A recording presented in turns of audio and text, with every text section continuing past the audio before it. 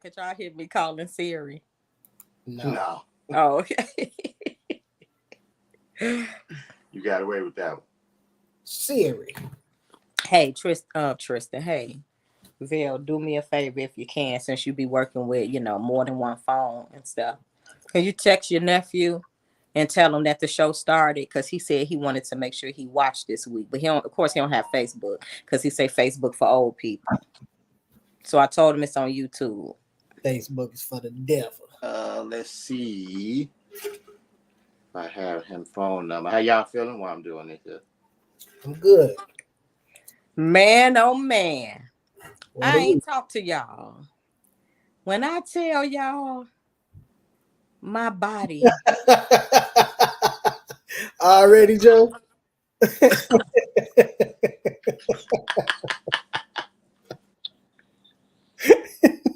Well, if he don't say nothing crazy. What's up, Auntie? Hey, Uh, Sean. Hey, everybody. Not you, Joe. That was me. really? I'm What's just up, playing. Joe? I'm just playing. Joe, no, I'm just playing. I keyed. So when I tell you my body hurt, like from my legs, you don't have his number? I'm texting him. You said text him. Oh, okay. My legs, my butt, my back, my arms hurt so bad. You just working out? It might as well been a workout. So Tristan ball bearing fell out. Shaka, what up? Oh, right. You told me that you was working on the car. So I full blown drove. mechanic, y'all. Y'all need any type of work? Hit Nicole up. You know what I'm saying? She got good rates. You know what I'm saying? I drove she down to his school. She ain't even an hourly rate. She's just gonna give you a price for the job. You know what I'm saying? You know you always come out good with that one. I mean, what should have been like a 3-hour at the most job took us 12 hours because them bolts. Y'all didn't have no heat, like no torch or nothing? No. So wait. So trying to get them bolts. Now he got this long, real long, thing so you can have leverage, right? Breaker bar, right? One working. So we watching the video again. Like, what is he using? That everything is so I said these videos make it just look like, oh, these screws just come off. This shit ain't never been taken off before. So this is rusted and welded together. He had a power tool. We said we need one of them. So I look it up. Okay, you need an impact wrench. Impact. Y'all went and bought an impact? So I told him, go to AutoZone, get an impact wrench. He told them, hey, I need an impact wrench, something that can fit these. Did y'all rent it or y'all bought it? No, I sent him to buy one, right? So they sell him a damn socket wrench, electric socket wrench. Yeah, it wouldn't even turn it. It just went like it. I was like, this ain't working. We looking at the instructions. It says, do not replace as a impact wrench. We're like, what this is? Look at the box. It's not. Take it back. He took it back, and we got an impact wrench, right? And them screws just cordless impact. Yeah, it got a battery pack. 18 volt, 24 volt. I don't know. Okay. Don't be trying to steal because some of my tools missing already from when you was here, and I know you took some of my tools. Had wasn't tools. Huh? That little bullshit you had in that Target bag wasn't tools. See, I ain't talking about the Target bag, my red bag. That's the Target bag I'm talking about. Yeah, okay. But anyway, so them screws came off. I mean, we still had like the ball actually came. You know how it sits in the little control arm, right? And the top of it screw into that little arm thing. The ball had came out. That's why that control arm was like down. But all the rubber was still in that hole. So it still took us a little minute, but once we got them screws off, it's like, I'm like, we looking at it and can't get the screws off. But fine, when we got that impact wrench, that stuff came off. So y'all bought the impact and didn't rent it? No, we bought it. Did y'all take it back when you was finished? No, it was only $159. See, I was having ballers, you know what I'm saying? People got that bread, they say shit like that. You know, that's poor people. But now I'm taking this right back. I'm gonna come over here. No, because we gonna be working on this car. I ain't got no money. I'm gonna tell you now. You know what it's good for? Now, if anything else, then y'all need to get a 2.5 ton jack. What Low, happened? a Oh, low his is profile only. jack. Uh-huh. Get a low profile jack, and with that impact, man, you could change the tire in like 5 minutes. What's the difference between the regular jack that he got, that 2-ton jack? I don't know which one he got. It ain't no special. Okay. Cause but Okay, so I can't let you talk all day. I got my guests in the I'm not waiting finna room. talk all day. I'm saying I got my guests in the waiting room. I got our guests in the waiting room. Real quick, but what I rented was that thing to squeeze off the ball joint, right? That's why my body hurt. The presser trying to get that up flesh. Was you percolating? Yeah. Me and Tristan, I'm like, okay, your turn. Then my turn. My body hurt. I think I use every muscle. You have a story every week. These weeks been kicking your ass. But work been cool. That's good. That's good. Jay, go ahead, tell him. My week was good. There you go. You know, same old. Hey, Joe, what the hell? That's not true, actually, Joe. See, Jay to learn how to change brakes. I think you put the front end on the car, didn't you? Yeah, we put the front end on the Ford. On the truck. Yeah. And we did. Shit, I know how to change my calibers. Shit, just everything. Tie rod. Goddamn it. Damn near everything on the front end. Yeah, we was close to doing a tutorial, a YouTube series on car repair. It's just the fact of doing so much other stuff, you know, because my bro, he a mechanic. So we just going to start doing tutorials after that. Jay said we should do it because once he found out how easy it was to change brakes, you know, he said more people need that knowledge. Hell yeah. Easy. I did a tutorial. These damn mechanics getting away with highway robbery, goddamn it. They charge you $400 to change brakes and rotors. That shit take 20 minutes.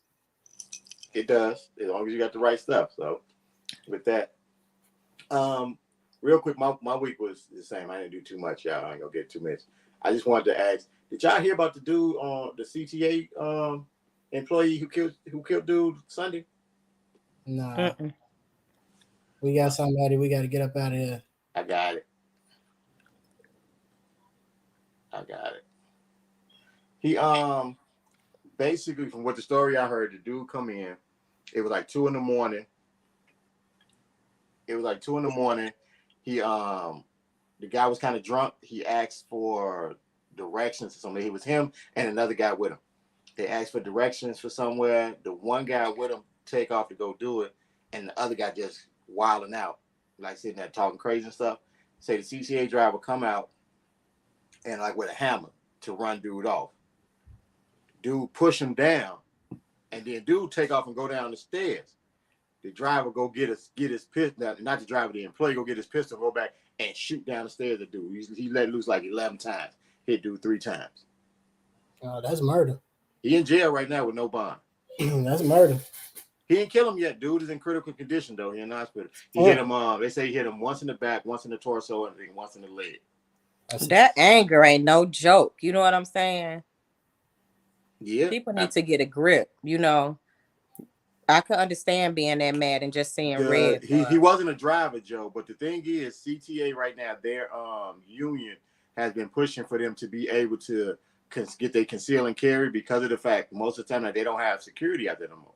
Like, I don't think the police are at the stations no more.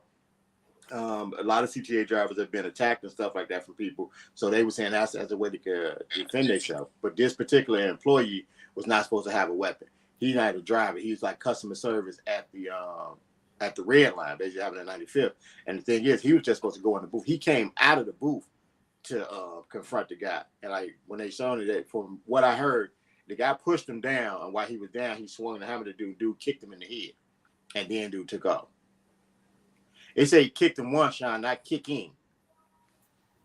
Either way, when dude ran off, he went and chased after him. That's not gonna. He shot down the stairs. It's a video of it out where they see him shooting down the stairs. Yeah, that ain't gonna bode well for him. It's unfortunate, but well, before we go any further, y'all, I don't want to keep my man in the waiting room too long. So, you want to kick to him or you want me to kick? The motive for the shooting, Joe, because he got his butt whooped, basically. That's basically what it was. The guy was drunk. The guy was drunk. They got into a back and forth. The CTA driver pulled a hammer on him.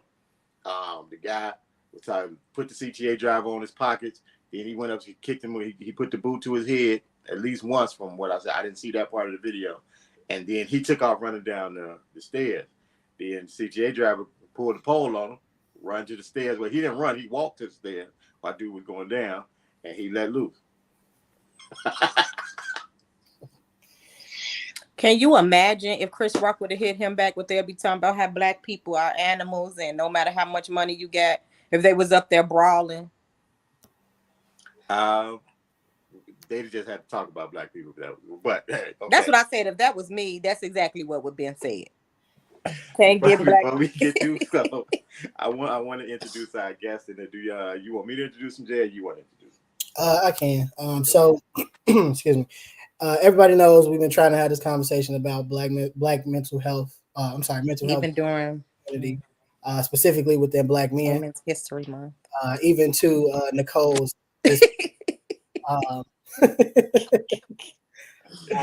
We're trying to celebrate the what's that? Women Should Be History Month. Right. We've been trying to get what you deem an expert or somebody with a little more knowledge about mental health, specifically within our community and Black men. And Deron ever so kindly suggested that we invite her cousin, who I've also known for quite some time as well. Jamie, he's from Chicago. He's got a a bachelor's in arts and English education, a master's in science and educational psychology from SIUC. I can't say my alma mater because I didn't graduate, but I went there. He also has a master of arts in educational administration and leadership from McKendree University, and he's also currently a doctoral candidate at Concordia University in Chicago. He's also the owner of Black Mental LLC. It's an organization that provides resources and education about mental health in marginalized communities and amongst Black men. So who better to have on for this topic, right? And actually to kind of speak to what Will might be dealing with mentally as well. So I knew it was coming.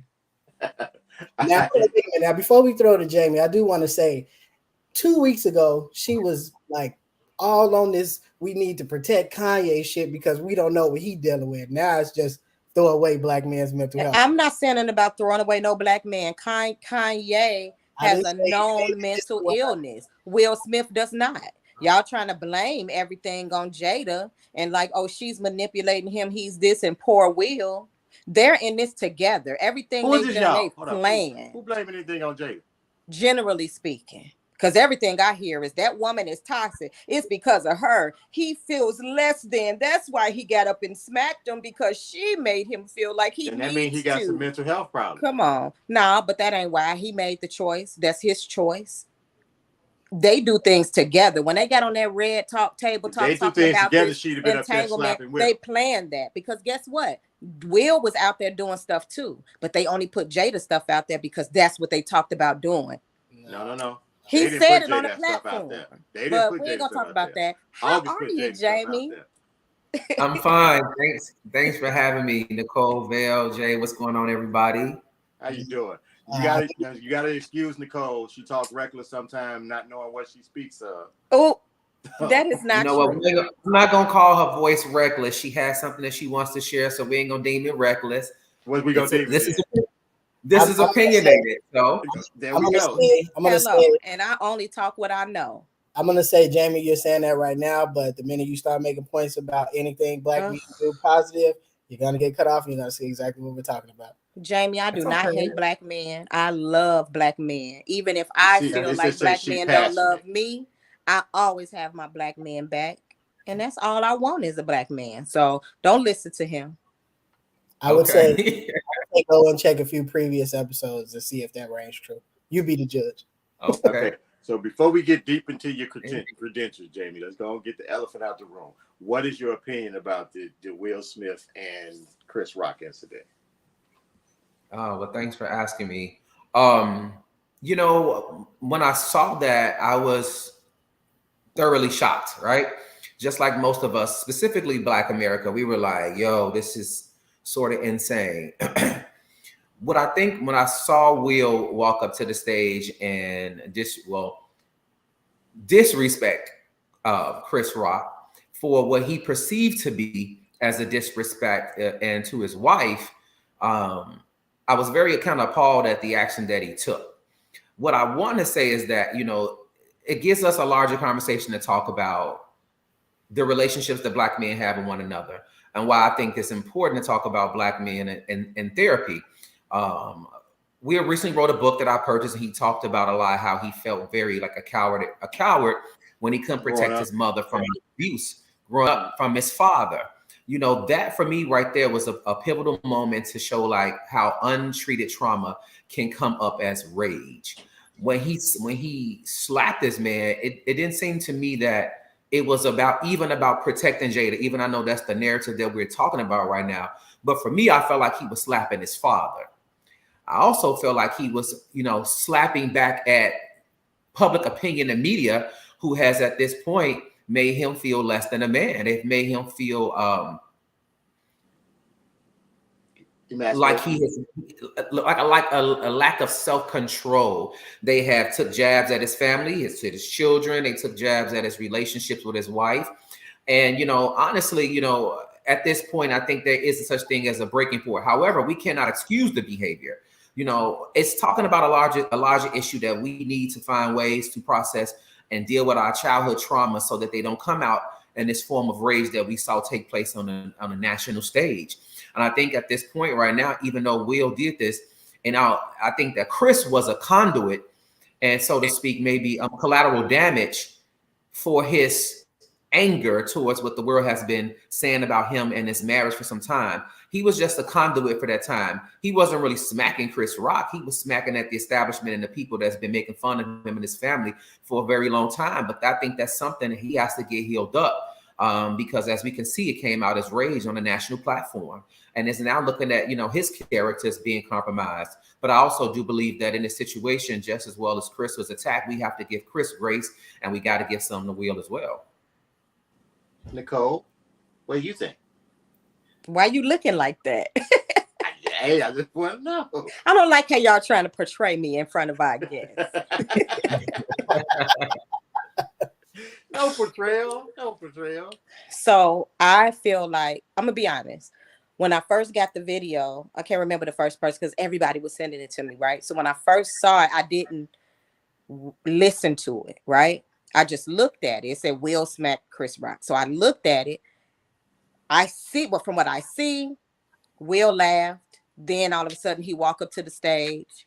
What looked like a little phony smack. It looked phony. And when he's walking back, he still has this smirk. He don't look angry. He still look like ha ha to me.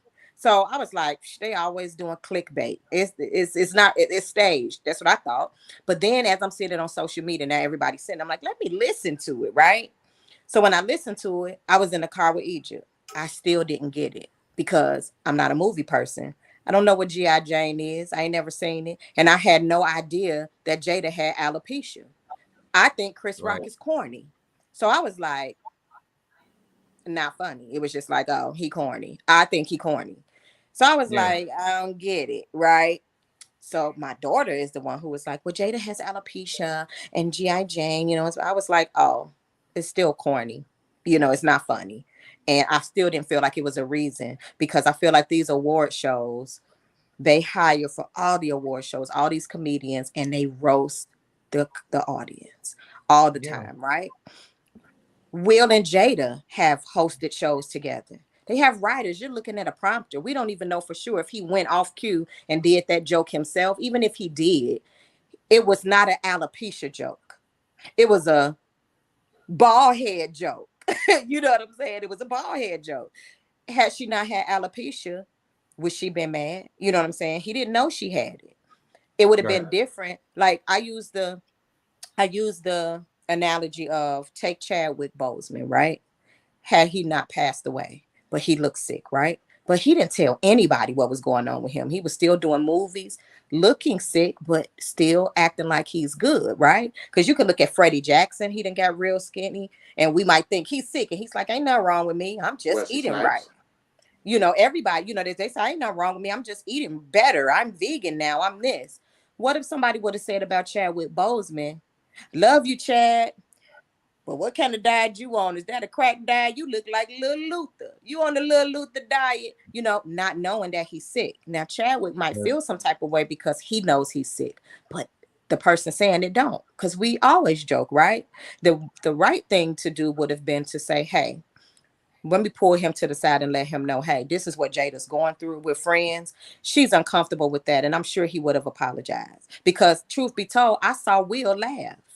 He only got up after he noticed his wife maybe was hurt or didn't like the joke. It seemed like she should be more mad at Will for laughing, because guess what? You know that I have alopecia. If nobody else know, you know what I'm going through, and you laughed. Yeah, I made those same points when I was talking to my wife.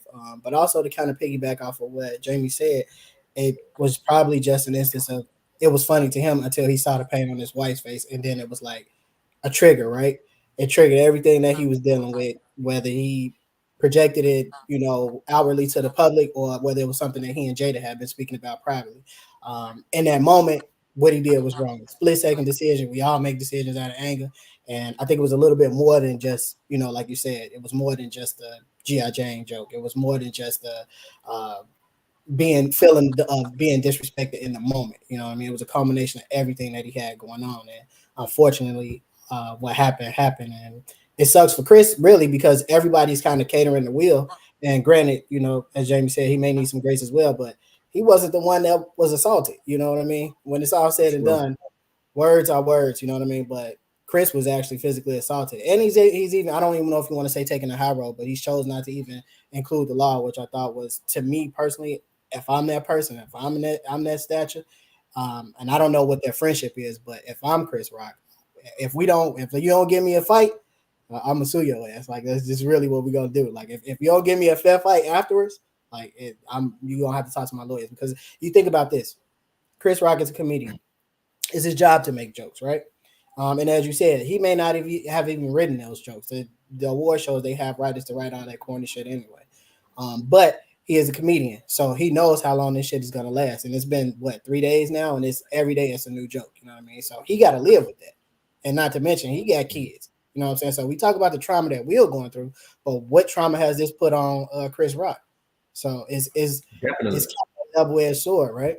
He got to be embarrassed to have somebody smack you like that on TV and not. Have you ever been in a situation? Comedian, and he can spin that to sell more tickets. No, but what I'm saying is, have you ever been in a situation where somebody did something to you, and you in that moment, because you think rationally, you thought, okay, I'm not gonna do anything, but later you feeling like all the things you really wanted to do, but you didn't because of where you were or who it was, but you really wanted to just. So what's the narrative of this here? Me and Jay had talked about it, Jamie. And I want to know. I've been, of course, a bunch of social media. There's been in social media for the last 3 days. Everybody has their opinion, but it seems like the narrative is changing from a man assaulting another man into black women. Black man.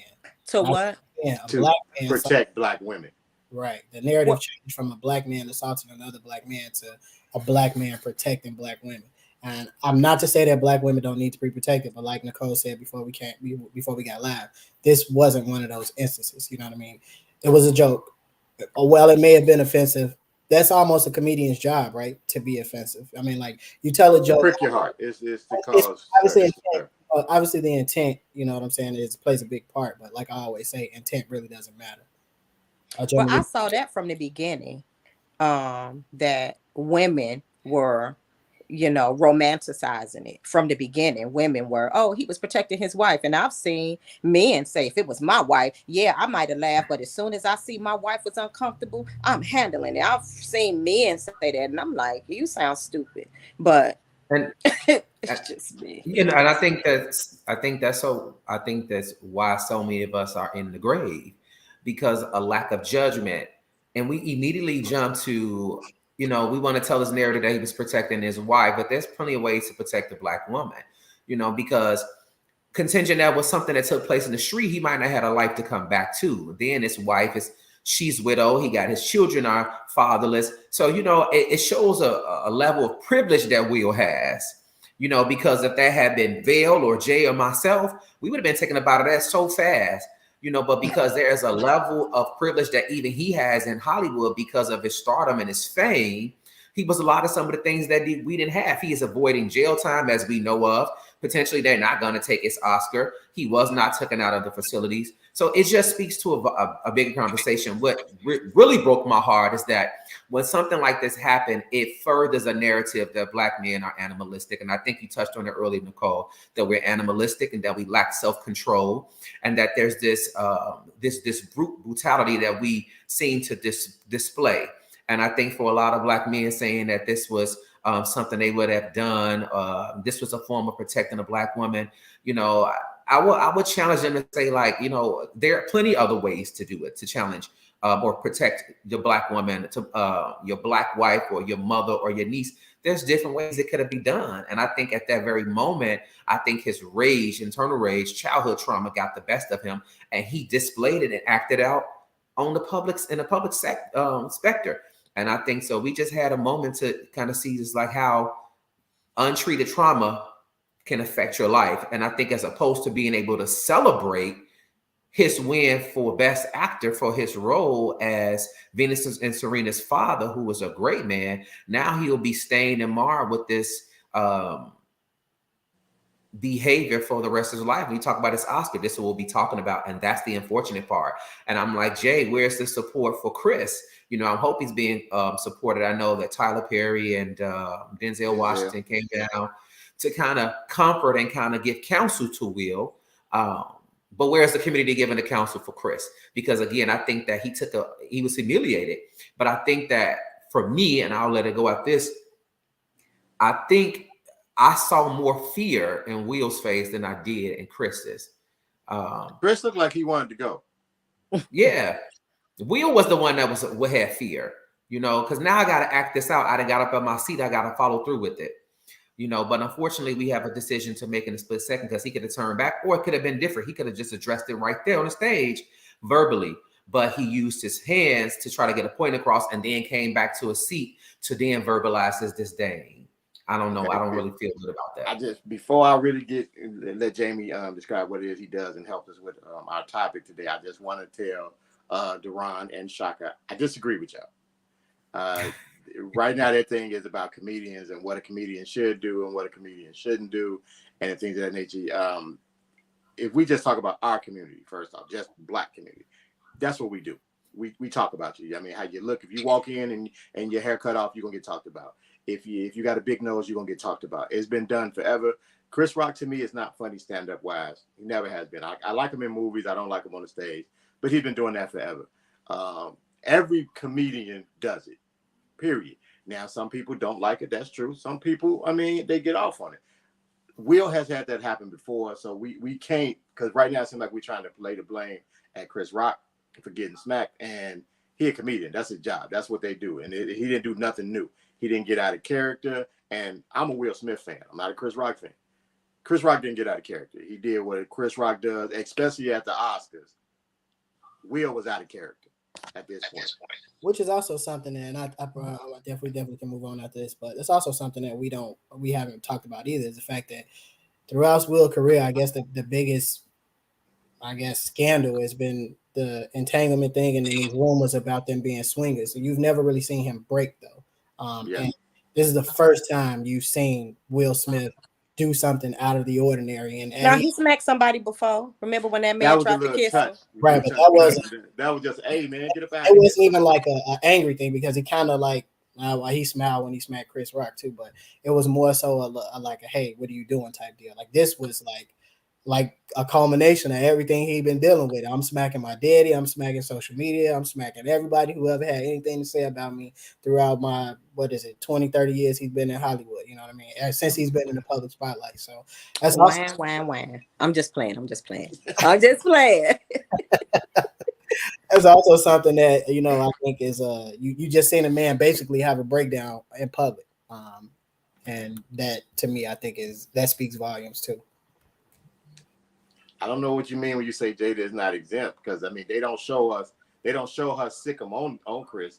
All you see is her roll her eyes, and then you know what I'm saying. Maybe he knew what he gonna have to deal with at the crib, but you don't see her go get him You're standing there. But there is that Tasha just showed me earlier today. Somebody had a video.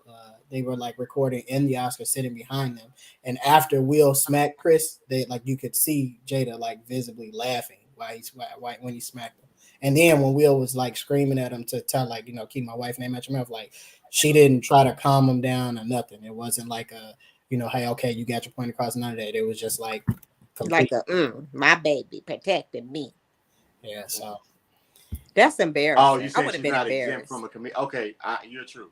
She's not exempt from a comedian talking about her. You're absolutely correct. I didn't know what you meant. So, but it's funny until it's directed at you. I and bet what you if they said it. explain it to the rapper got the gun.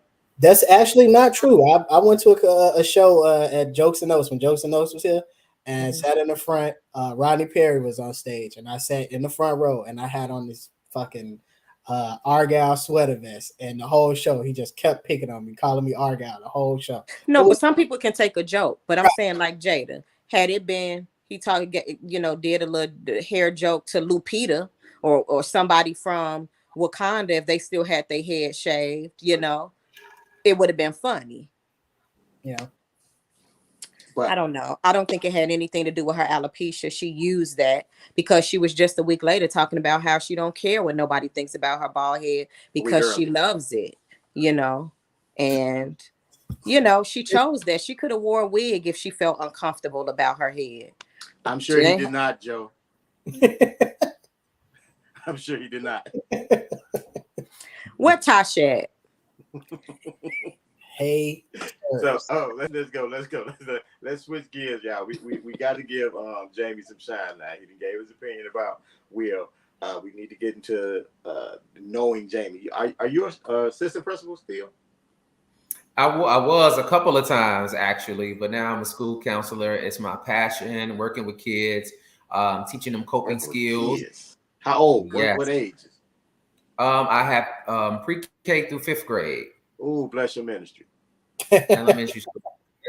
Yeah. So can I ask you a question? Sure. I'm sorry. Can I ask you a question? So as a school counselor for PK through 5th grade, Pre-K. do you actually, Pre-K. That's what I said, pre-K. No, you said P. Let us speak.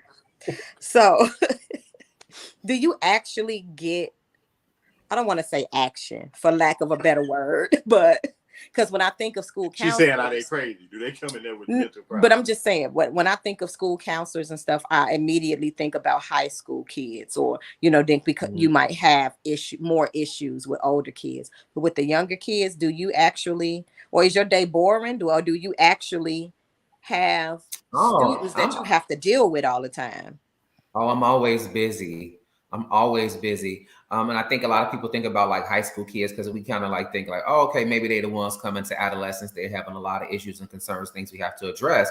But you have to remember, it starts somewhere. It starts when they're much younger. It just develops a little bit more. Some of those issues begin to grow when you see them at the middle school or high school level. But I'm always busy with the elementary school kids because we have to think about these kids are like sponges. They soak up like the values, behaviors, and thoughts and ideas of their parents. And so you think about it, the school is a place where everybody come in to learn, right?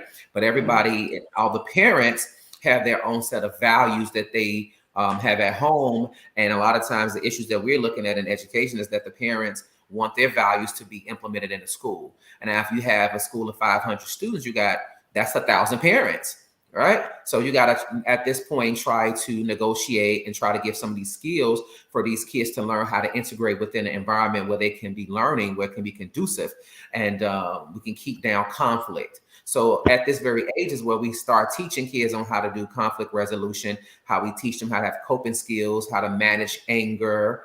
And we deal with a lot of different things. So not just on the behavior side, we deal with a lot of just socialization, teaching kids on how to socialize properly, how to have positive communications with their peers, because guess what? That's transferable, because when they go into the real world, if they can't socialize and they can't integrate within social settings, it makes it a lot difficult for them to be successful.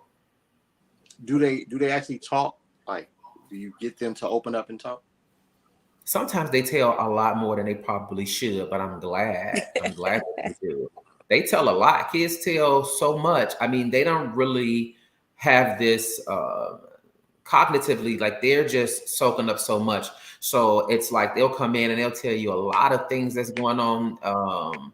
What we might see them as simple, like, oh, somebody said the F-bomb and now they're in my office crying because the kids won't stop saying, well, Jay said it. Jay said F-bomb. And now the kid is like, I didn't say it. I didn't say it. And so they're panicking because they don't want to be perceived as being the bad kid. And so at that point, it's a lot of like emotional training. I'm training them how to have emotional intelligence and how to identify their emotions about what's happening. Because even some adults who didn't have the training can't even tell you like how they're feeling. You can see them crying and you say, what's wrong with you? Nothing. I don't know. They don't know how to they don't know how to articulate the emotions that they're feeling. So it's my job to teach emotional intelligence. And also teach a lot of different various things that help them learn how to be healthy mental people. It starts very early when we start to teach empathy and compassion for everybody and for inclusivity. And so I think that's what I'm there for. Earlier Bill said, bless your ministry. For me, it's definitely a ministry. It's a call. It's a calling for me. It's something that I feel that I'm called to do, and that's what makes it fun for me. I'm not always happy about sometimes how working with adults, it gets difficult when you're working with a lot of adults because there are so many agendas that's being pushed. And sometimes parents are difficult, but at the very end of the day, I have to reassure them that I have their children's best interest in heart and that they can rest assured that while they're with me, they're going to be respected as people. Okay, so I got a question. Awesome. I need some advice on this here. So, because it's got to be a mental health problem with these young boys. I run a youth program, Dalton Bears. If y'all don't know, Dalton Bears Youth Football Cheerleading organization. My cousin was a Dalton Bear cheerleader. Well, long time ago. That's okay. Tell her come on back. We always need them. So now, this is my question, because I deal with a lot of young men, even when they get out the program. I'm having an issue with them doing their work and not turning it in at school. There got to be like a mental health thing, right? No. I don't think that's a mental health thing. I think that's more of an organizational structure thing. A lot of kids, they'll get the work done, completed, they'll stick it in their book bag. One had it in his pocket and just didn't give it to the teacher. Yeah, but again, that's an organizational and structural thing. Like, where's the accountability? Parents have to be on top of their kids, and eventually they have to make the choices that they know to turn in the work. At this point, teachers are doing so much. They got to go in the kids' book bag and get it from. They got to do everything, and so we're not really teaching our kids or giving the training at home to do what they need to do in the classroom. You can't. That question is we can't go to work. Go ahead. I know the question on the screen. That was for you. Oh, what did it say? How much of a caseload is your special ed kids? Technically, because I'm a school counselor, this is how it works. We have a school counselor and a social worker. Social workers are licensed and typically deal with kids with IEPs, which is an individualized education plan. And I see all of the kids in general education, with the exception of kids who have what you call a 504 plan, which is like a medical condition that sometimes stops them from accessing the education environment, whether it be asthma or they may need access to an EpiPen. So that's how it is. So I don't have very many kids on my caseload for special education, yet I interact with them every single day. I got a question. You're familiar with Dr. Umar, right? Jamie? Yes. Uh-oh. That face said, don't mention that so much.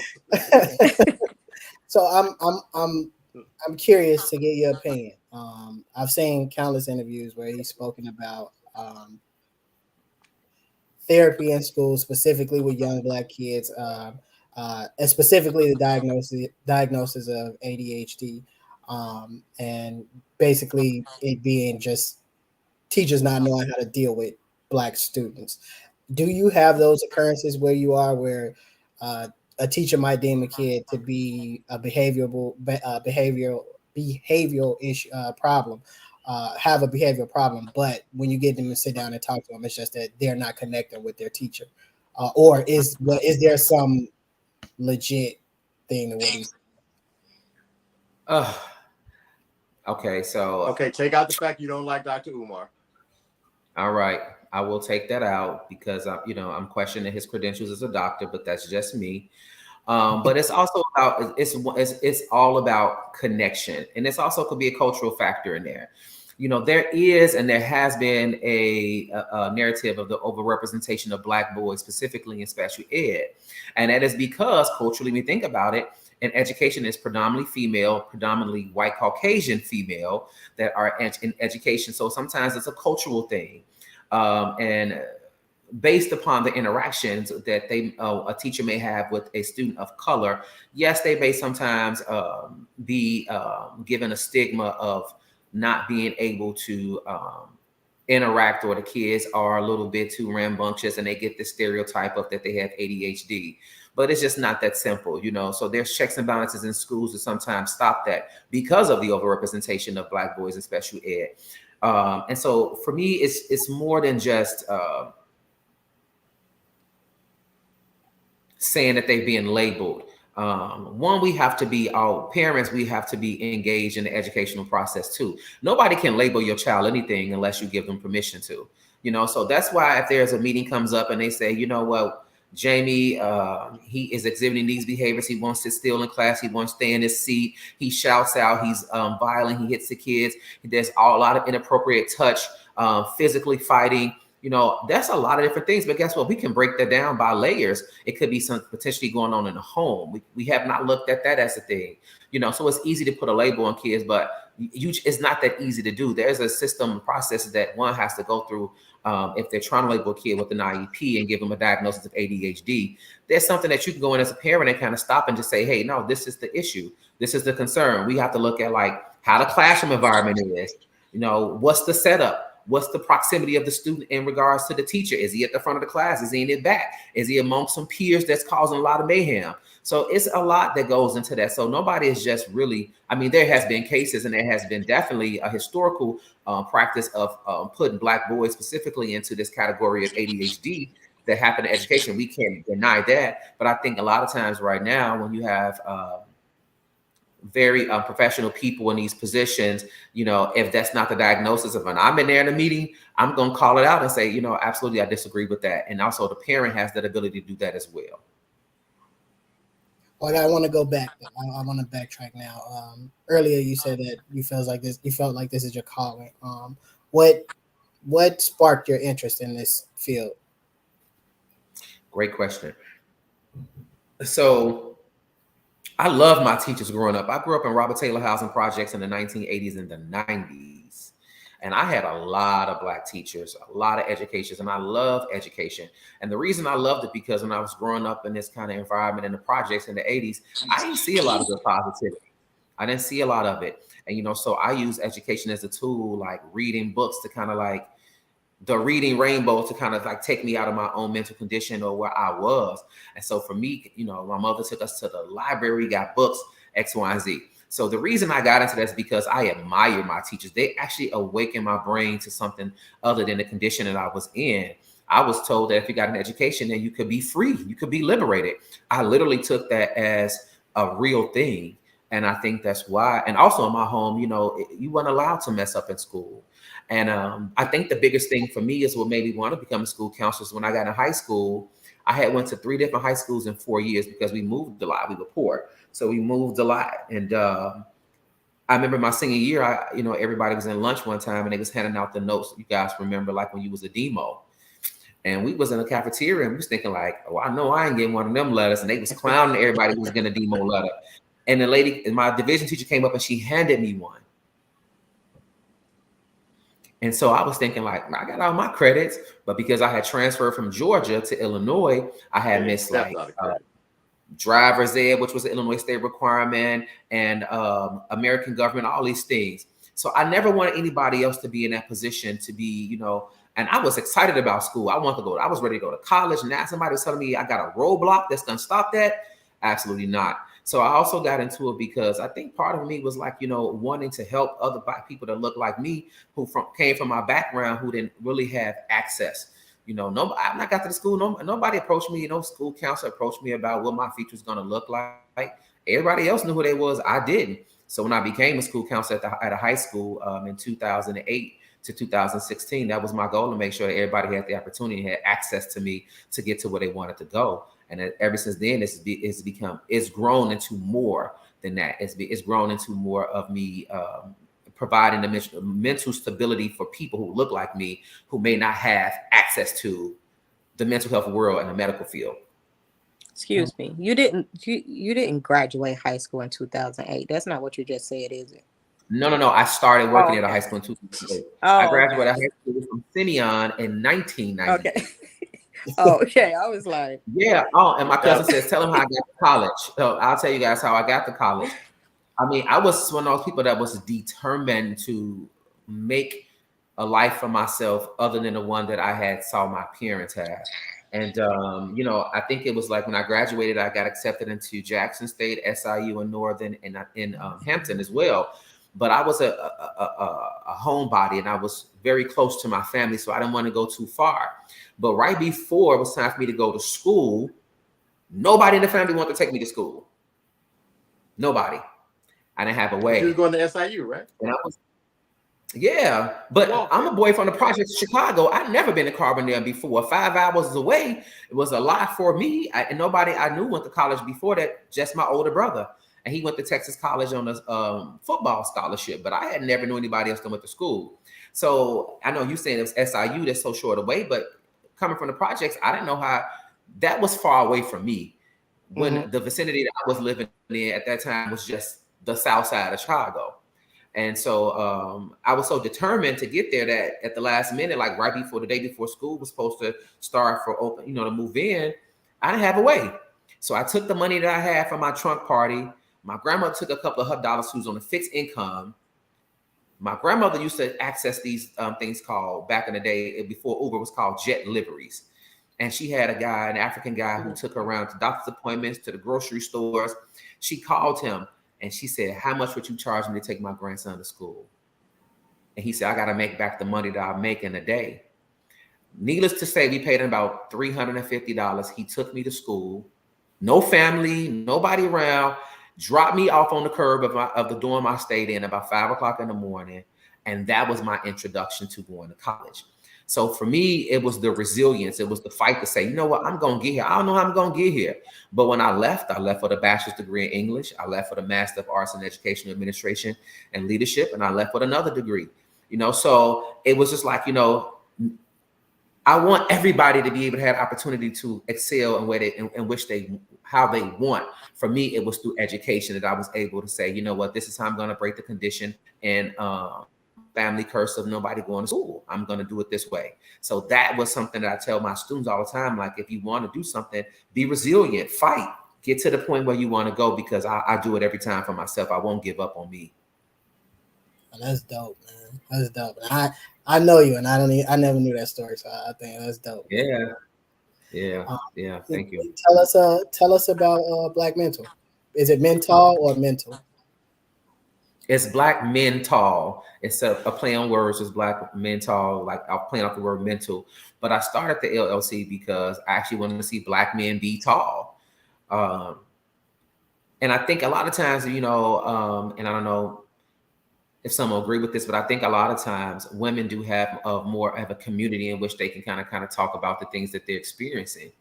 You know, Black men, we sometimes don't see our vulnerability as a strength. To have vulnerability. You know, say that again, Vale. That we're not allowed to have vulnerability. Yeah, we're not allowed to be vulnerable because some people see it as a weak form of expression. And I think that there's strength in being vulnerable. I think that there's a community that Black men should have where they can come and just say, look, man, I'm hurting. You know, I'm hurting. I need some support. And I started Black Mental as a place to give people, specifically Black men, resources, and also to open up a conversation, to have community dialogue about some of the needs that we need to have and our need to heal because of some of our childhood traumas, you know. And I think that for me, you know, starting this organization was very important because I want everybody to heal. I tell people all the time, I started going to therapy when I was 37. And I tell people all the time that therapy was something that introduced me to myself. I want everybody to get introduced to their highest level of self so that they can start acting and performing at their highest level. And again, you know, not to go piggyback on Will, but that moment, that wasn't his highest self he was operating from. And I think, you know, a lot of times our triggers and our traumas put us in positions where we sometimes act out, and we don't look inward, but we don't have those safety supports to kind of talk about when we are in pain. What is ACEs? ACEs are acquired childhood experiences. So ACEs are like, so there's statistics that say that if you have more than 4 ACEs, you can automatically count off 10 years of your lifespan. So ACEs are, for instance, there's a survey, you can take the ACEs survey, and it'll ask questions like, have you lost a loved one? Have you lost a mom? Have you witnessed all these kind of like incredulous, like horrible things that could be a trauma in your life? And if you sometimes have more, then studies show that sometimes you will probably engage in a lot of reckless behavior, whether that's consistent smoking, alcohol abuse, reckless sexual activities. You know, all these things are just symptoms to the larger issue of the root of the problem. And there's really a lot of time it's trauma, but that's what ACEs are, acquired childhood experiences. I'm sorry, not acquired, adverse childhood experiences, excuse me. Okay. I don't think I have any of those. I think you got a couple. You got a couple to work it through. Childhood experiences? No. Well, I'm talking about you exhibiting some behaviors because of some. Maybe one of them. I heard one of them behaviors up in there. I ain't want to say nothing. You're just going to glaze over and keep on going. I'm acting like ain't nothing wrong with it. So how do I get in contact with you if I want to be a part of Black Men Talk? I need somebody to speak to. I'm going through stuff and I just want to release. I want a place to express myself without being judged, to be vulnerable. How do I get in contact with you? Most definitely. You can always reach out to my Facebook, which is Jamie Hogue. My Instagram is jhogue, JHOGUE 80. Instagram, I'm in the process right now of building the website for Black Men Talk. It's a learning experience for me as well. With creating this LLC, I'm learning a whole lot about how to create a website, how to get content. You creating the website yourself? I'm sorry? You creating the website yourself? No. I'm seeking a lot of support right now to build it the best way as possible, because I don't really have a lot of knowledge in that too. So I'm trying to learn myself on how to put that together. But definitely, those are places you can reach out for me for support. Are there a lot of guys who reach out for just to talk? Because this is the thing. Like, I have a circle of guys who I get to talk to. So, like, when I said that we're not allowed to be vulnerable, I wasn't speaking personally, because I have a group of fellas around me that, I mean, we can talk about anything. We don't pull no punches with each other. You know what I'm saying? We kind of make each other transparent about things. We call you on your BS, stuff like that.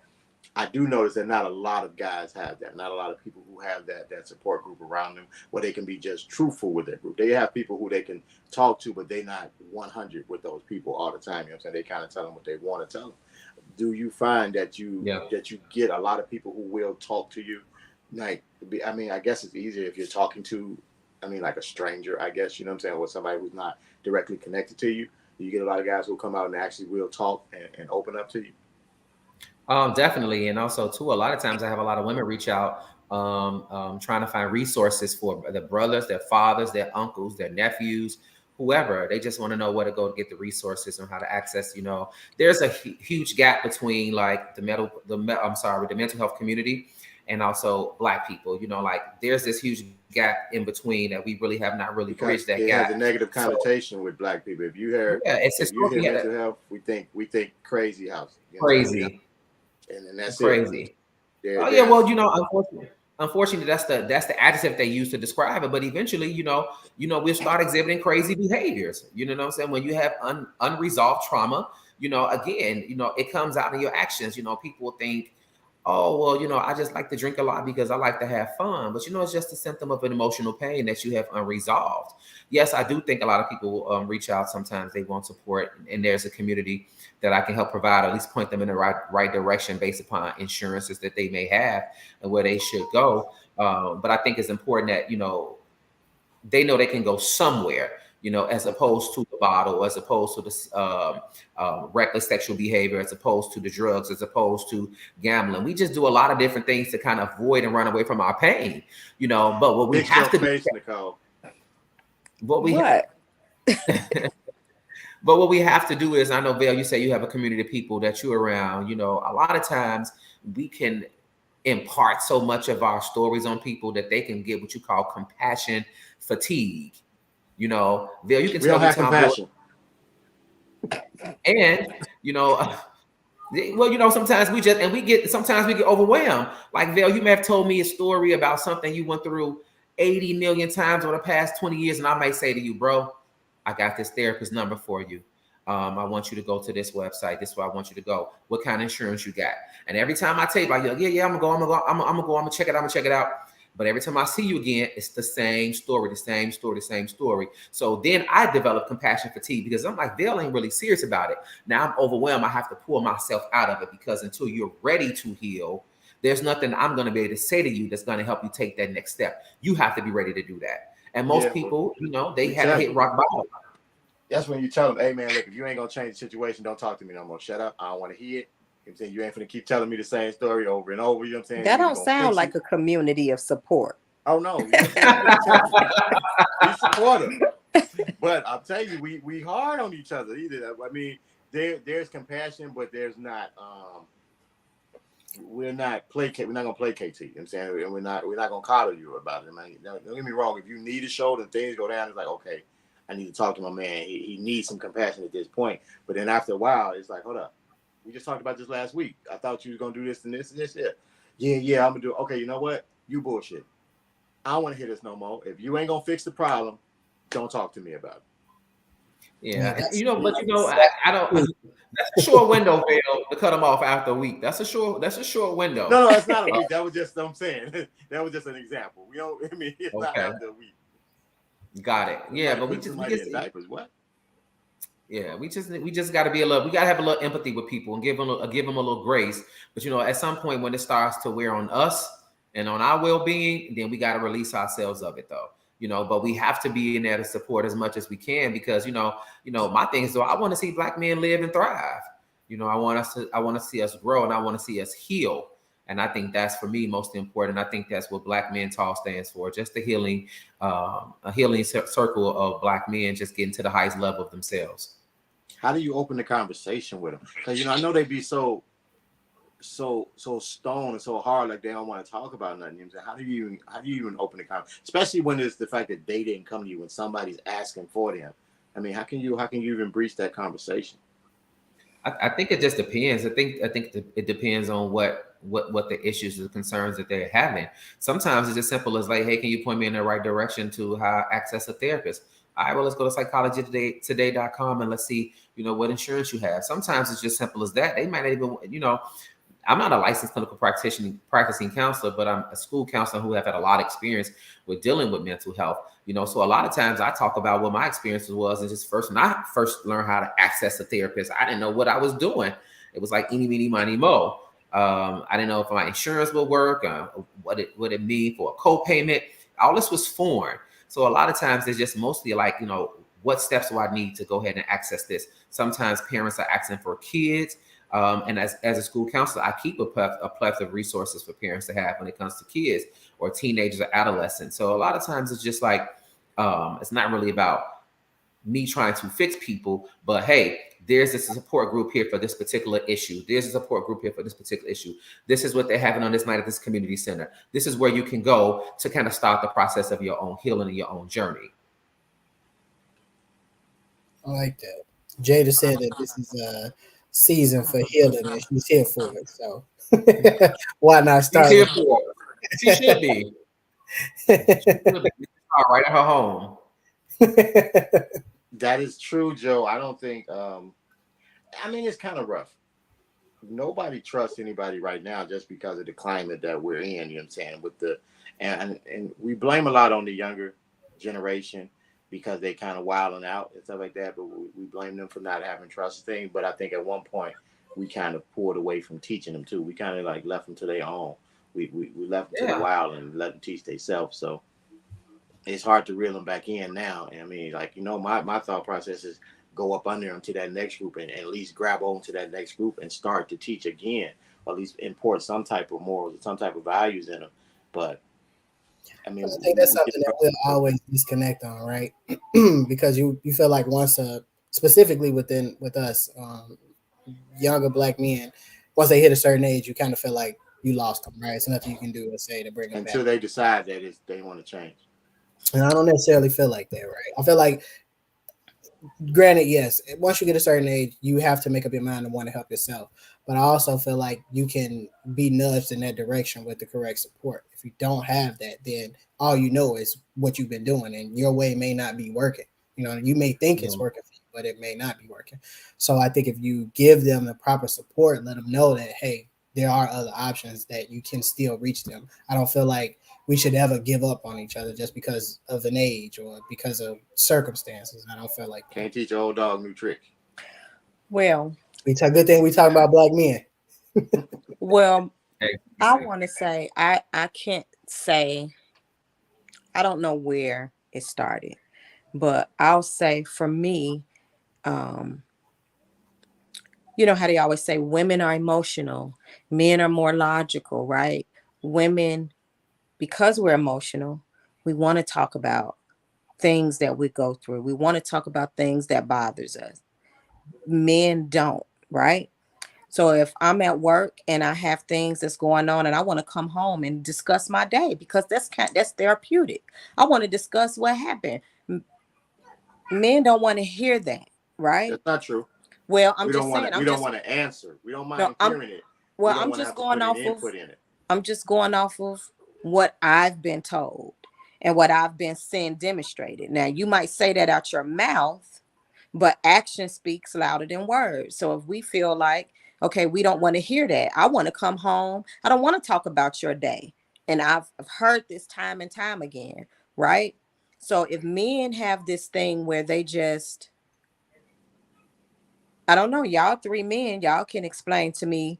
It's Just like did. y'all bottle stuff up. And I'm not even talking about traumatic, you know what I'm saying? Because women, we talk about everything that's bothering us. We gonna bug you about it. We call our girlfriends. We gonna talk about what happened and what's bothering us. And that's kind of therapeutic, right? Because to be honest, black women don't go see therapists either. Maybe if they're celebrities, I see that on the Braxton Family Values and Housewives. Once they get money, they have therapists on retainers. But regular people, black people as a whole, we don't see therapists. But women, how I want to say, therapize each other. Yeah, I you know that's make well, not that a up. word. I just made everybody, that up. everybody got a system of support, you know, like, and I think that when you spoke a lot about Nicole, actually black women do see therapists at a higher number than black men, but That also may too be because true.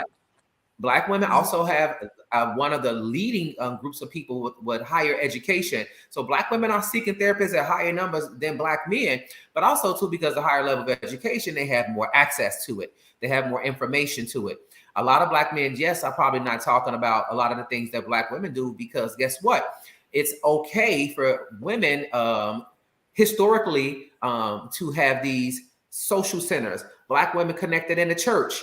You know, this is where all the things took place. Black men have their social spaces too to connect. Barbershops, you know. Mhm. So that is sometimes the therapy for the places for Black men to go to. But I'm talking about, yeah, that's fine. You can go to those places and get the support that you need. But a lot of us need professional help. We need a licensed practicing counselor to talk about some of the stuff that are keeping us stuck where we are stuck at 9 years old. So a lot of times, you know, people feel like they can't come talk to other Black men about it because they're going to be laughed at. You know, they're going to be But ridiculed. They're going to be shamed.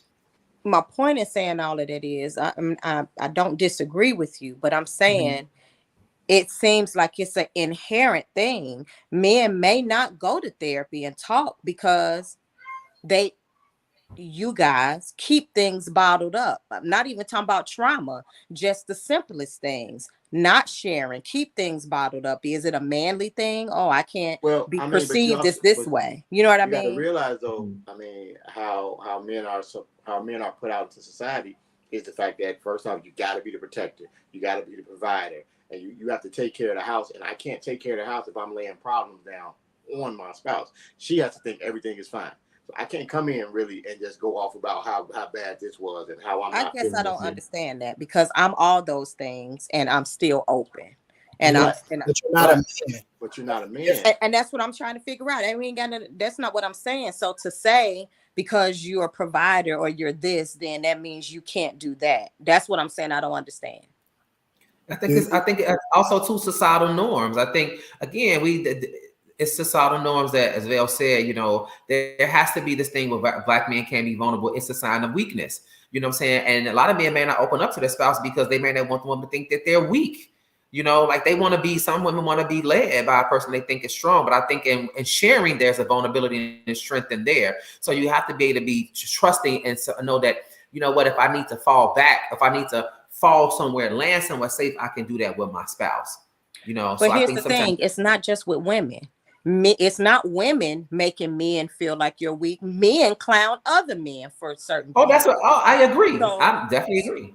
Right. So it's what I'm trying to understand is well, I'm not trying to say what I'm trying to understand is this is my understanding of it. I think women may be more open to seeking therapy because we're more open to sharing our feelings and talking about what we're going through. Because you're allowed to within society. You're allowed to. I don't think that men are not open to it. Men are definitely open to having these kind of conversations, but you know, we still got to navigate these different like stereotypical roles that we have to be present in. You know, it's not okay for me to share my feelings. It's not okay for me to cry. You know, it's first time a black boy cries, you tell him, shut up, you weak, don't be crying. You know, so they grow up with this kind of heart, and they get older, and this heart is hardened, so they are unable to express and tap into those emotions. So it's not they want to keep it bottled up. Black men do want to be expressive because they know sometimes that even in this expression, there's healing in that. I don't think that it's by choice. I think it's because they haven't been trained on how to do it. Well, maybe that's it, because everything you're saying, which I understand, is just a direct contradiction to what I see and what I've experienced with black men. Because I'm a talker, I'm a communicator, and trying to talk, it always comes across as disinterest, and no, that's not what I do, or I'm a man. It doesn't come across as, oh, great, here's someone who I can talk to because I really want to talk. I just not allowed to. I feel this way, but this person makes me feel more comfortable to talk. It never comes across as I really want to, I just can't. It comes across as that's not what we do. You understand what I'm saying? Know, I do it. I do something, but sometimes you know we gotta. I'm trying. My face is twisted up because I understand what you're saying, but you're not understanding the reason that's given to you. You keep going back to the fact that they won't do it, and because you're giving them a safe space, they don't fall into your safe space and just open up. When we're saying the reason why is because they've been raised in a way where this is not how a man acts. So just because he gets to you and he might want to talk or something like that, and you're providing that safe space, he's been taught that men don't do these things. No, I understand that. No, I understand that. And I'm not saying I don't understand. I understand the reason. I understand that. But a lot of times when people are even taught a certain way, but they want to, I guess, rebel against what you can kind of tell that, hey, okay, they think this is how they're supposed to act, but they really don't want to do that. They're doing this because they think they should, but you can tell that they really want an out.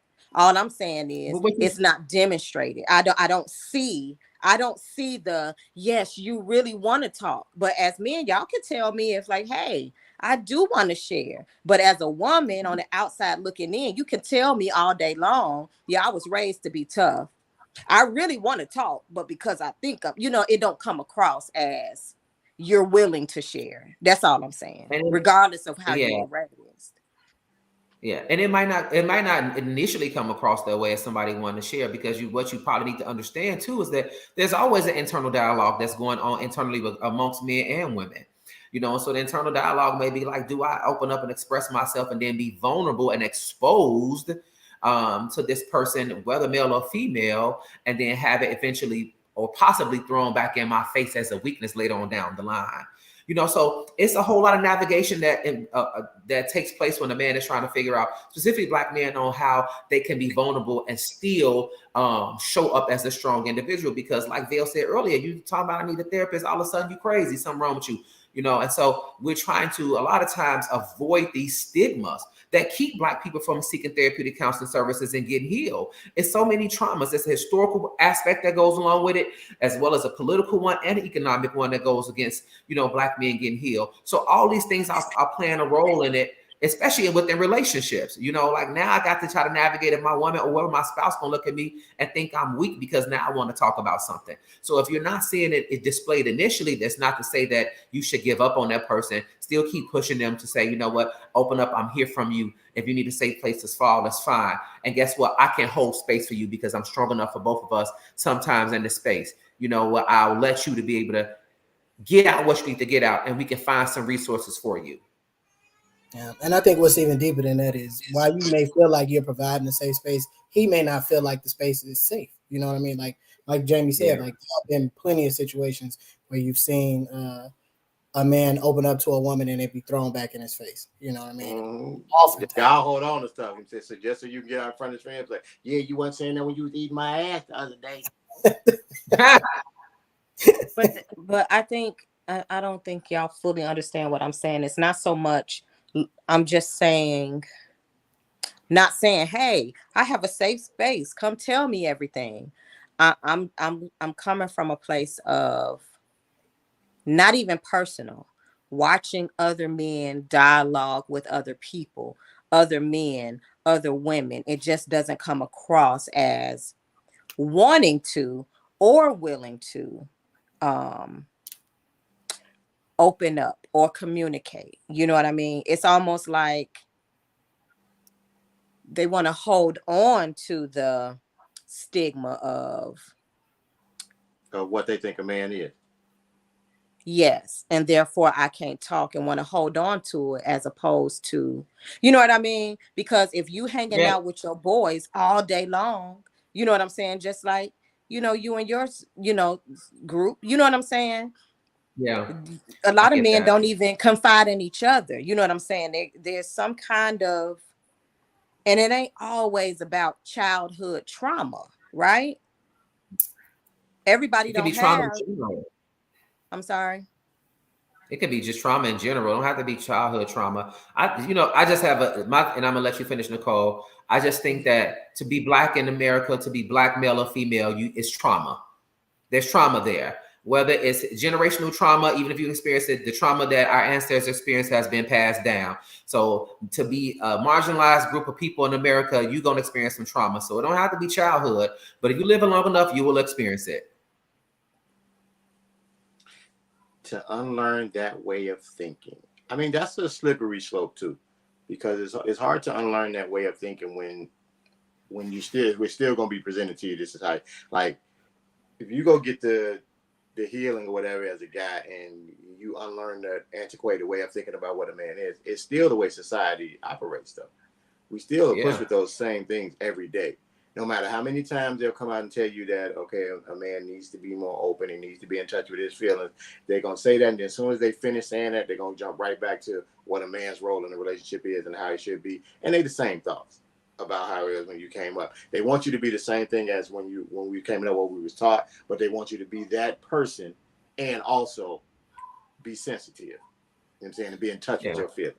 It's not so much being sensitive, but just you can say how you feel without being sensitive, or talk about what's bothering you without being sensitive. If you say so. I think sometimes, and maybe Nicole, I don't know if this will help answer it, but I think when you say you don't see those people displaying it, a lot of times, specifically men, will hold on to a life rafter, let's say in the middle of the ocean. And that life raft is everything they've been taught, everything that they have experienced, every belief system that they've had in their head that makes them a man, every ideology somebody told them what a man is, and they holding on to it tight. Because they're in this ocean, and if they let it go, they're going to drown. So it's a fear of letting it go, and then maybe grabbing onto something else that can help you get to higher ground or get to the dry land. So I think sometimes what you're saying is that, like, internally, it might not be displayed because somebody's trying to hold on to something that's not helped them. Because to hold on to a lot of pain, to hold on to things that stop you from growing and keep you stuck, It just does that. It keeps you stuck. You don't move. You don't even navigate relationships well, because if you can't deal with the stuff that's going on with you, how you gonna deal with somebody else's stuff or somebody else's baggage? You just can't. You can't. You can't sometimes even function in the world if you are not dealing with yourself internally.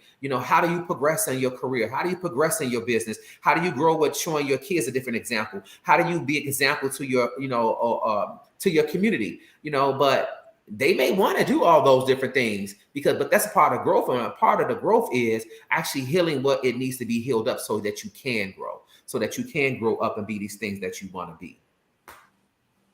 Some people just don't want to heal. They thrive in the dysfunction. I think my problem with that statement is, and that's thank you, Deron. Thank you. Thank you.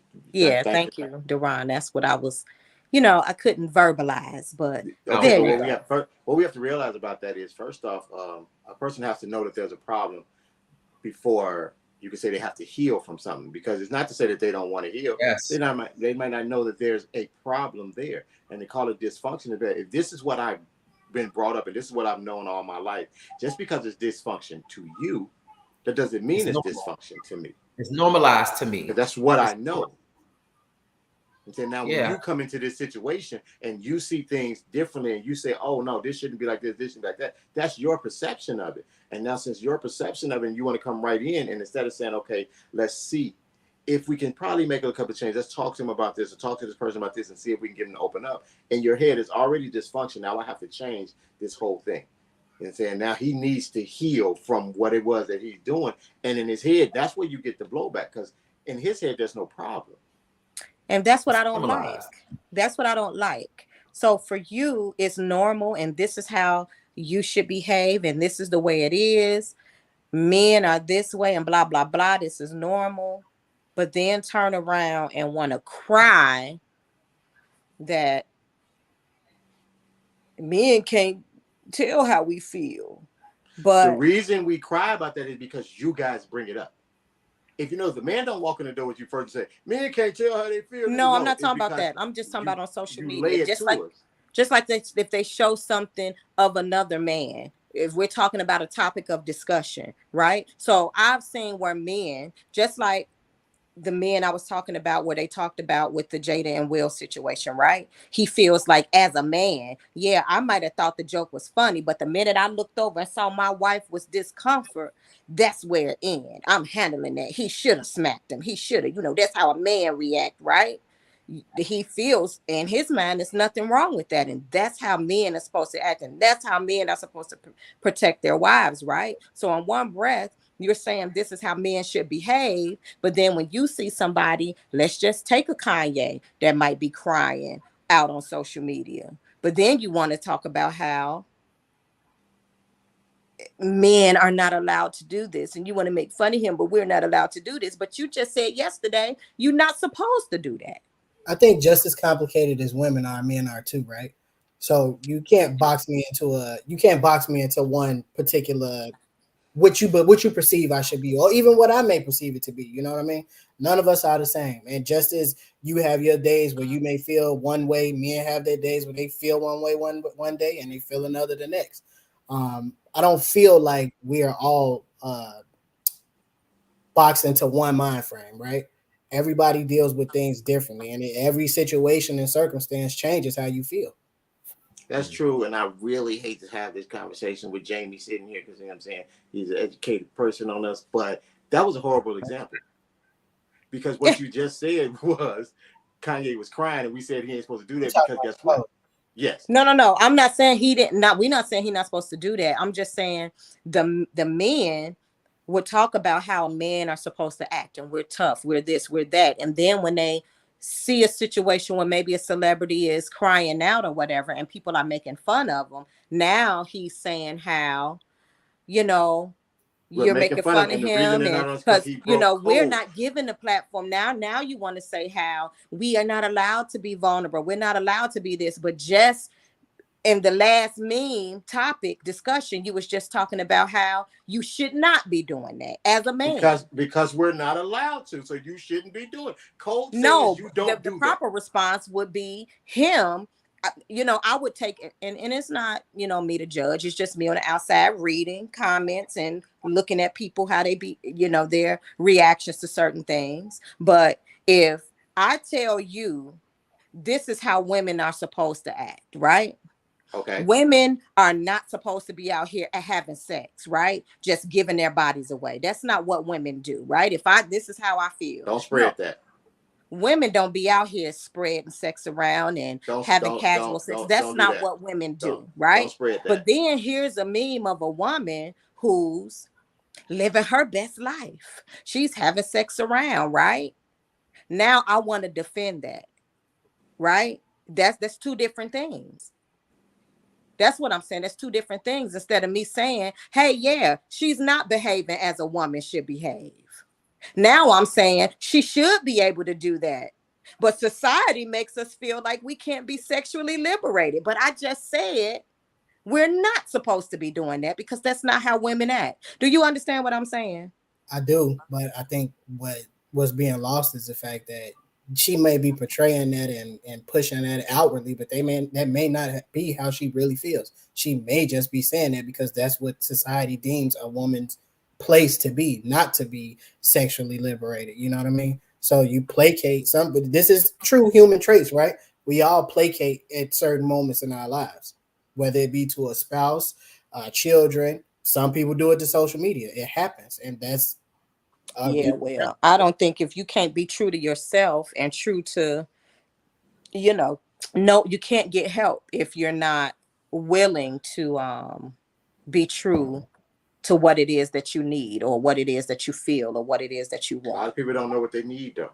Yeah, and yeah, like they always say, you can lie to everybody else, but when you look in the mirror, you know the truth. You can't lie to yourself. That's the only person that's going to be able to tell you the truth. That's the only person you can't lie to. You know what I mean? So, but as Ville said, you also have to know that there is a problem. If you don't know that there's a problem, you're going to continue to operate how you've been operating your entire life or whatever the issue is that you've been, I guess other people perceive to be an issue that you've been doing. You got to keep. I think the thing is, and what we always say, like, cause I don't agree with what Jay just said, because that's the statement. Not to say the statement when people say you can't lie to yourself, because I talk to young boys all the time, and then what's happening is we do have a lot of young people lying to their self about who they are and the things that and they're not honest with themselves, and that's where the issue comes in. Is then the issue is we have to get back to being truthful to ourselves. I deal with a lot of young men out of the Park District, and I'm telling them all the time, stop lying to yourself about what it is that you are, what it is that you can do. Let's be honest first, assess ourselves about what it is that we can do, and then we can go forward from there. I don't think it's for you to determine whether or not they're lying to themselves if they're talking to you. They're lying to you. When they go home, they're lying.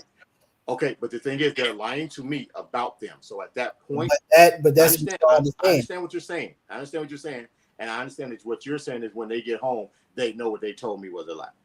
They know that. But what I'm saying is at that moment, when I'm talking to them and they're telling me about themselves right there, to me, they're lying to themselves. Yeah, but that's the perception of it. They're not lying to themselves. They know what they're capable of. They know what they're not, but they know what they can and cannot do. They're lying to you. One, to maybe make you feel like they can live up to whatever the standard is that you've set for them, or whatever standard it is that they should be performing towards. You see what I'm saying? But when they get home, the expectations, correct. So when I get home, it's like, damn, coach need me to do X, Y, Z. I'm gonna tell coach I can do it, but I really know I can't do this shit. You know what I mean? So and coach gonna tell me I can't do it too. Coach gonna tell me I can't, but guess what? You telling me I can't it's also some, I guess, I don't know if it's a toxic trait or not, but it's shit that's specific. I don't know if it ain't even specifically with men, but internally we'll take that as a challenge, right? So you tell me I can't do something, even if I know I can't, I'm gonna try to prove you wrong. You know what I mean? So that's that's a different conversation. That's a different conversation because that was taken in the wrong way. But can I ask y'all a question? Each one of y'all. You finna get up out of here? No, I just want to ask a question for each one of y'all. How do y'all, and I want to be honest, I already know Jay finna give this I think it's therapeutic and it's awesome and it's great, but I want to hear what y'all have to say, okay? What do y'all think about men crying?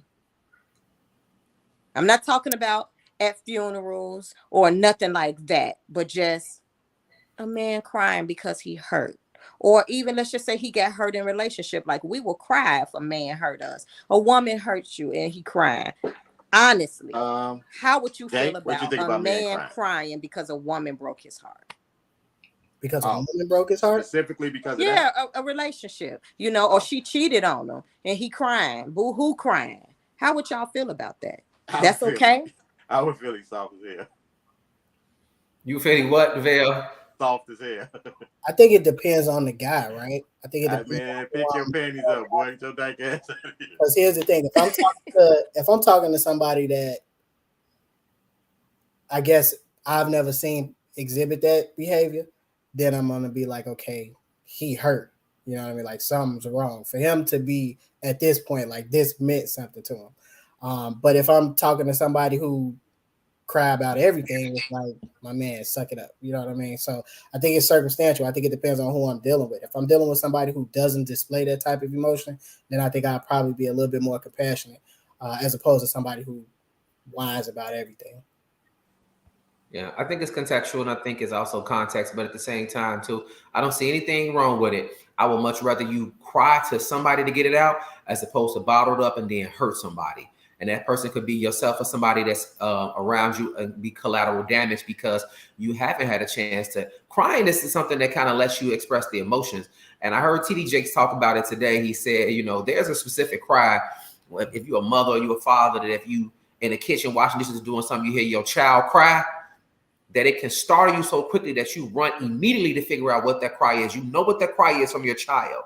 And so I think sometimes when we do cry, you know, and this is coming from a spiritual perspective for me, is that I think that when you cry, God hears you. You know what I'm saying? Like that's a signal that I need your help or I need some help.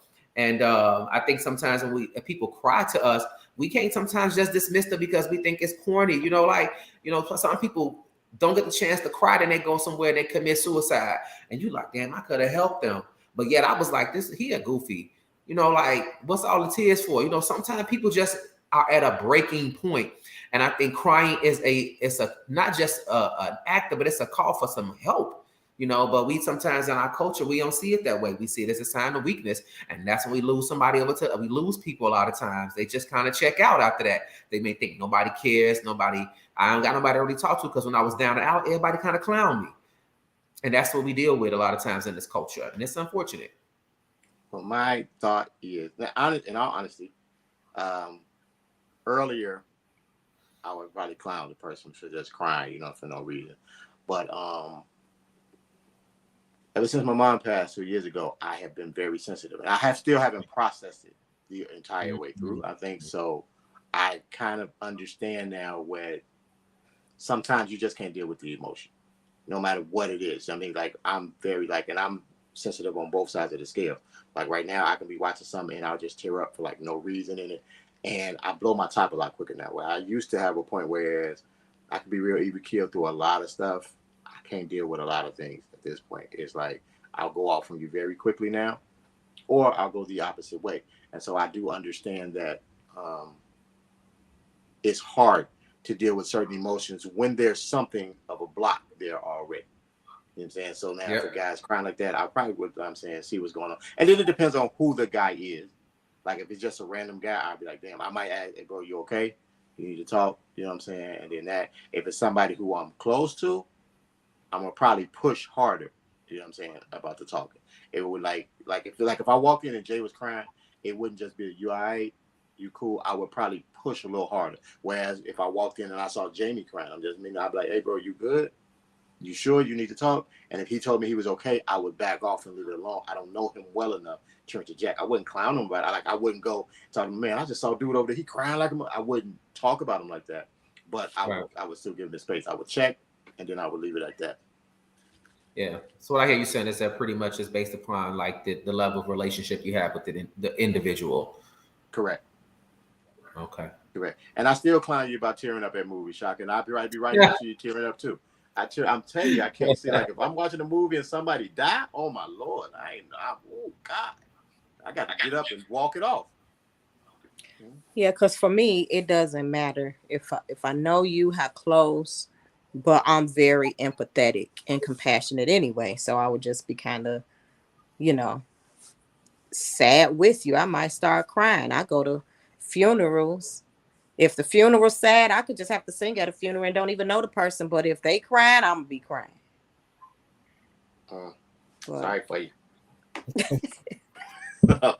We got to get Jamie his night back. We held him a little longer than I thought we would. Yes. Appreciate you for coming on. One more time, can you tell everybody where they can find you?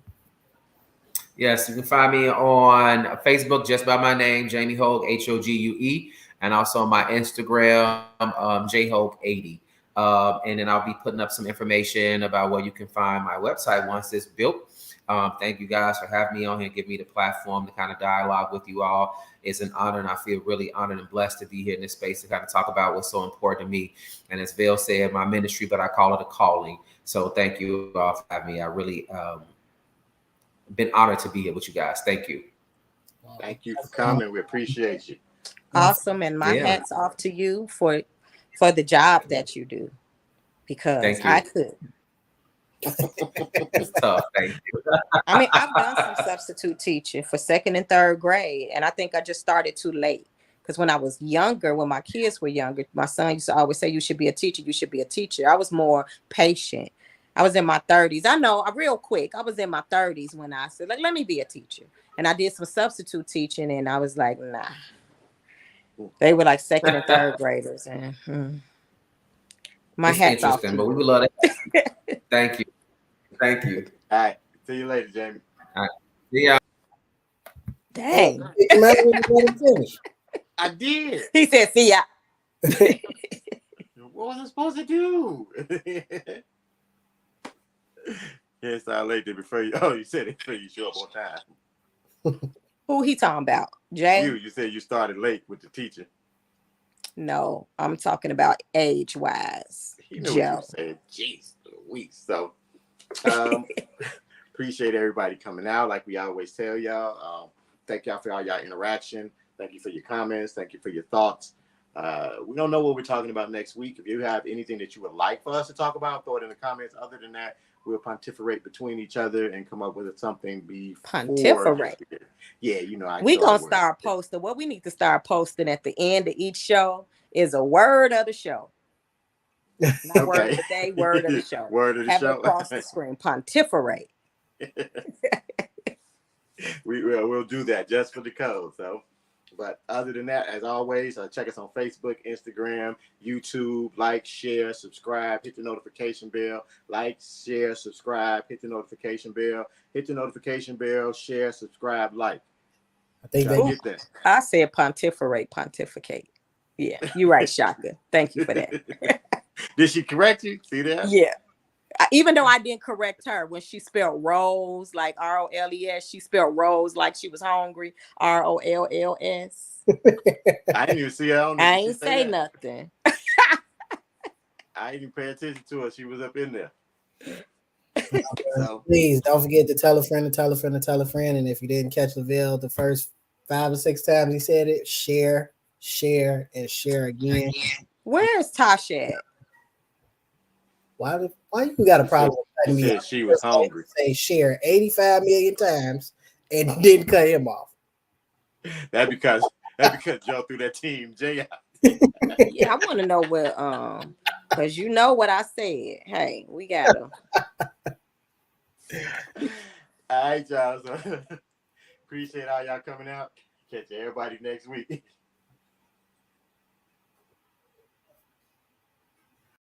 Mm-hmm.